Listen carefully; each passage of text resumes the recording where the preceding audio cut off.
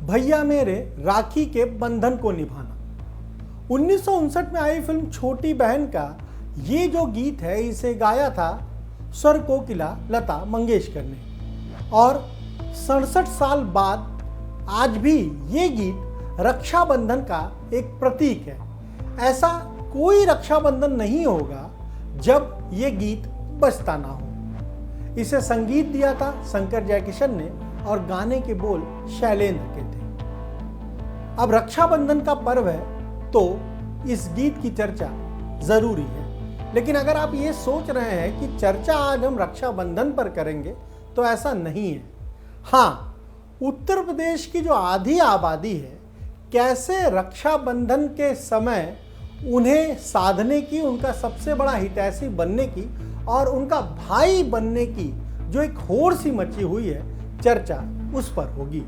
अभिवादन स्वीकार करिए अनुभव शुक्ला का और आप देख रहे हैं न्यूज लीडर। रक्षाबंधन के पर्व पर उत्तर प्रदेश सरकार ने प्रदेश की जो आधी आबादी है, जो महिलाएं हैं, उन्हें बड़ी सौगात दी है। 27 अगस्त सुबह 6 बजे से लेकर 29 अगस्त रात 12 बजे तक सभी महिलाएं, छात्राएं वो यूपी परिवहन निगम की जो भी बसें हैं उनमें मुफ्त में यात्रा कर सकती हैं। ये एक बड़ी सौगात है। चूंकि पर्व रक्षाबंधन का है, इसलिए सरकार ने ये जो मुफ्त सफर की सौगात है ये महिलाओं को दी है। लेकिन ऐसा नहीं है कि चुनाव करीब है इसलिए सरकार ने ये कदम उठाया है, ये घोषणा की है।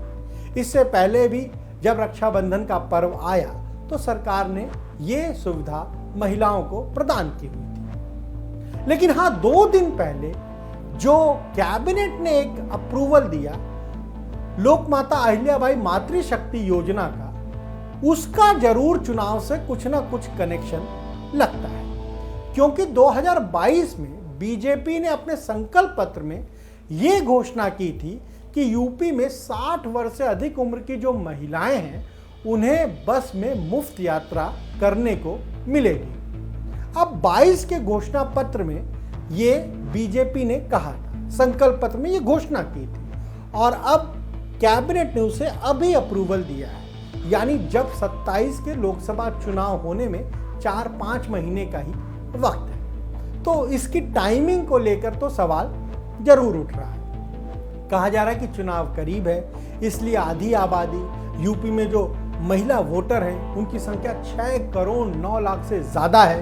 अगर हम टोटल वोटर्स की बात करें तो 13 करोड़ से ज़्यादा टोटल वोटर हैं, उनमें 6 करोड़ 9 लाख महिला वोटर है, यानी 45% महिला वोटर है। तो उनको रिझाने के लिए, उनको अपने साथ लाने के लिए सरकार ने, कैबिनेट ने इसे अप्रूवल दिया है और ये एक बड़ी घोषणा थी। हालांकि इसे हम कहें कि इम्प्लीमेंट करने में 4.5 साल से ज़्यादा का वक्त लग गया, पर चलिए, देर आए दुरुस्त आए। कई बार ऐसी चीज़ें हो जाती है, कई बार घोषणाएं 5 साल के लिए होती है, सरकार ये तर्क देती रहती है। इसके अलावा यूपी सरकार की एक और तैयारी है और वो तैयारी ऐसी है कि जिसने बीजेपी को कई राज्यों में, वो उसके लिए हम कहें कि गेम चेंजर चुनाव से पहले साबित है। जी हाँ, बिल्कुल आपने ठीक समझा, वो है महिलाओं के खाते में पैसा ट्रांसफर करना।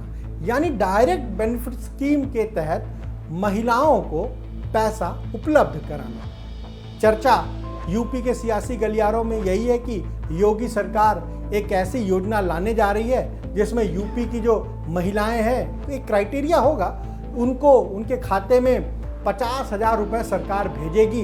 इनमें से 20,000 रुपये सितंबर के बाद अक्टूबर नवंबर में कभी भी खाते में ट्रांसफ़र किए जा सकते हैं और बाकी 30,000 जो है वो अलग अलग किस्तों में भेजे जाएंगे। अब ये बीजेपी का एक सफलता का हम कहें कि मंत्र है, ये सक्सेस मंत्र है और बीजेपी ने इसे बिहार में भी इम्प्लीमेंट किया, महाराष्ट्र में भी इम्प्लीमेंट किया, हरियाणा में भी देखने को मिला, उड़ीसा में भी देखने को मिला।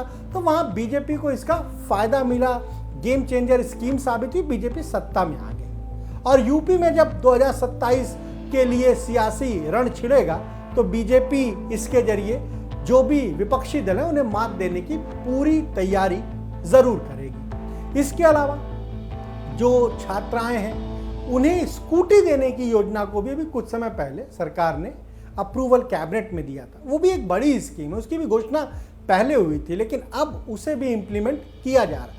तो आप देखिए, तो चुनाव से ठीक पहले सरकार को महिलाओं की, बहनों की याद आई है। इसीलिए हम कह रहे हैं कि अब आधी आबादी को महिलाओं के बीच अपनी एक इमेज बनाने के लिए और अपना खुद को सबसे बड़ा उनका हितैषी बताने के लिए योजनाएं आ रही हैं। सरकार है तो वो तमाम स्कीमें ला रही हैं। अब विपक्ष क्या करे, खासतौर से समाजवादी पार्टी जो मुख्य विपक्षी दल है, उसे लग रहा है कि भाई अगर ये डायरेक्ट बेनिफिट ट्रांसफर स्कीम आ गई, महिलाओं के खाते में पैसा चला गया, तो जो वो तैयारी कर रहे हैं 27 को लेकर, उनकी तो सारी उम्मीदों पर पानी फिर जाएगा।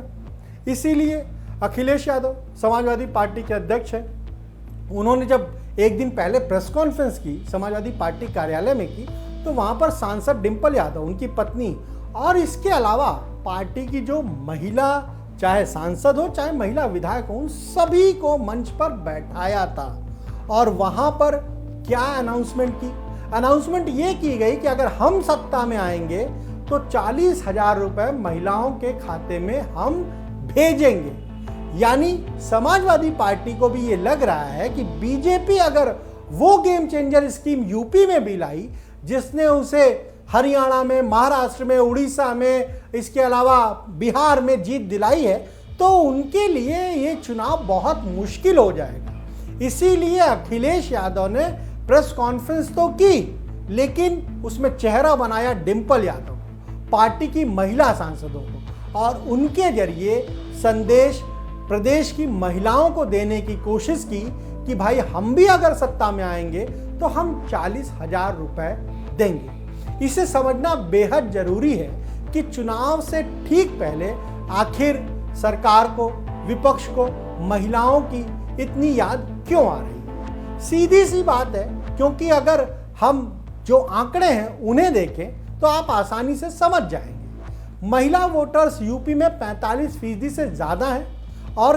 कई बार ये देखने में आया है कि चुनाव में उनकी जो सहभागिता है, यानी वोटिंग परसेंटेज, उनका पुरुषों से ज़्यादा हो जाता है।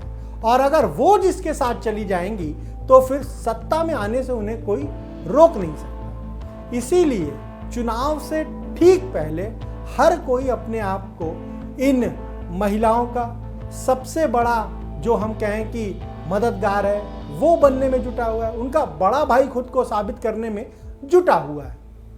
पर ऐसे में 2024 लोकसभा चुनाव के कुछ आंकड़े मैं जरूर बताना चाहूँगा, खासतौर से यूपी के लिहाज से, क्योंकि 2024 में बीजेपी केवल 33 लोकसभा सीट जीत पाई थी। और जब यूपी में चुनाव हो रहे थे, 4 चरण हो गए थे, 5वां, 6ठा और 7वां, ये ऐसा चरण था जिसमें कि पूर्वांचल में वोटिंग होनी थी।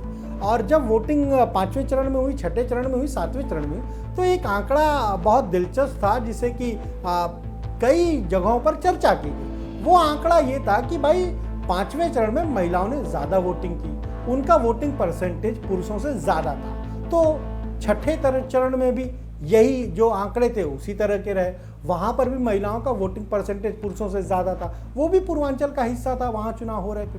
तब एक चर्चा ये चुनाव के समय हुई कि भाई अगर महिला ज़्यादा वोट कर रही, इसका मतलब कि बीजेपी के पक्ष में वोट जा रहे हैं। 7वां चरण जब आया तो फिर वही स्थिति देखने को मिली, महिलाओं ने ज़्यादा संख्या में वोट किया पुरुषों के मुकाबले।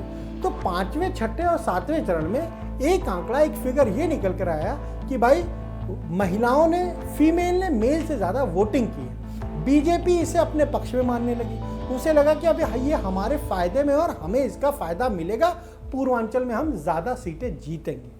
पर जब चुनाव परिणाम आए तो आंकड़े बिल्कुल उलट गए, यानी 5वें चरण में, 6ठे चरण में, 7वें चरण में जहां महिलाओं ने ज़्यादा वोटिंग की थी, वहां पर बीजेपी को कम सीटें मिली। इसके बाद बीजेपी ने अपनी रणनीति को बदला। ना केवल जो अन्य चुनाव आ रहे थे, अन्य राज्यों के चुनाव आ रहे थे, वहां पर इस पॉलिसी को चेंज किया, बल्कि अब यूपी में जब चुनाव होने जा रहे हैं तो भी इस पॉलिसी को बीजेपी अब चेंज कर रही है। और रक्षाबंधन का पर्व है, ऐसे में हमने शुरुआत इसीलिए उस गीत से की थी, छोटी बहन के उस गीत से की थी, क्योंकि भाई बहन के प्यार का ये बहुत महत्वपूर्ण पर्व है।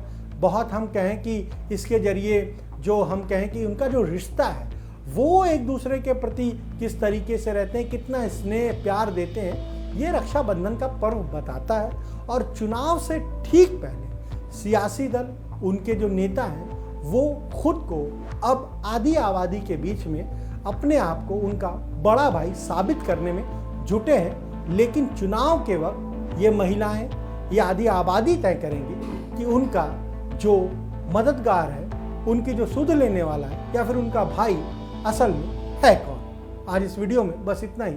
आप जुड़े रहे न्यूज़ लीडर के साथ।